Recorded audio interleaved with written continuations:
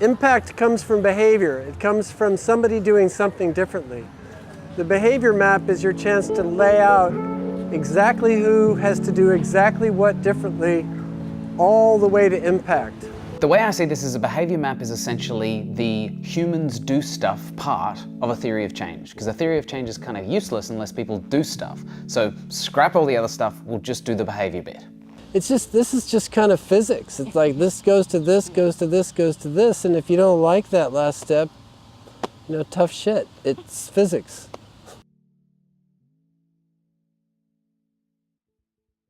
You take a piece of paper, you write your outcome at the bottom, and you start putting in what has to happen, who has to do what, all the way down to that outcome. For the cook stove, the behavior map is quite simple. 6 behaviors that leads to a big outcome. It goes like this. First, they've got to get a stove. Then they have to get the fuel. They have to use the stove exclusively. They have to learn to start it right. They have to ventilate it enough. And when it breaks, it has to get fixed. Getting every single one of these right leads to the outcome of healthier families.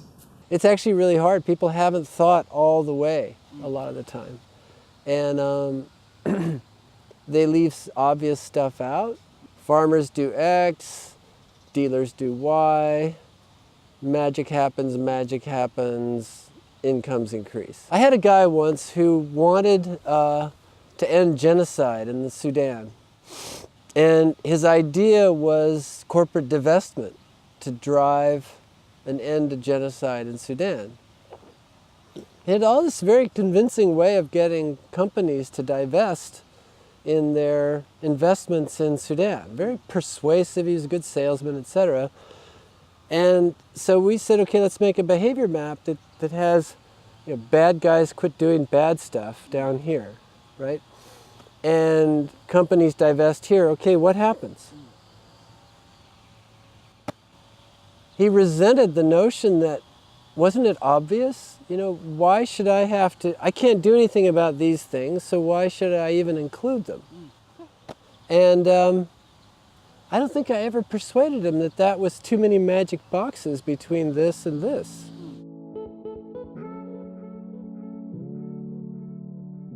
You have to do something to change each behavior, and you start trying to change a lot of behaviors, and you end up with a lot of things you have to do, and you end up with a complicated model that can't be replicated. You need to be thorough, but you need to get a way to go from point A to point B with the minimum number of behavior changes. Try not to have more than like 6 items in this list. Any more, it's going to be too hard to change them.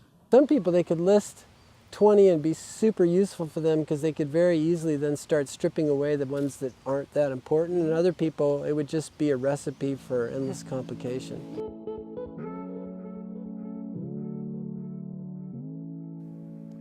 Okay, so we just like list the behaviors of everyone involved, like me, my staff, the community, your government, everyone?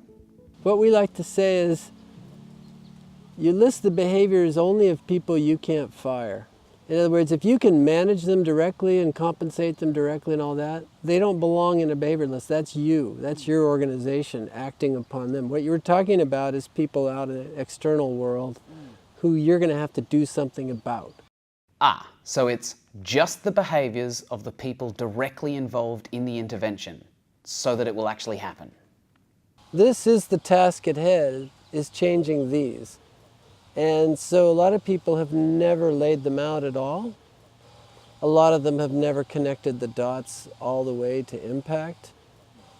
A lot of them have never asked skeptical questions about, is this enough? The behavior map you probably have in your head is mushy, right? Putting it out of your head forces you to put it in a format so that you can see if there are any gaps. Doing, not thinking or feeling. It's only people we can't fire. No more than about 10 steps, but enough to be complete.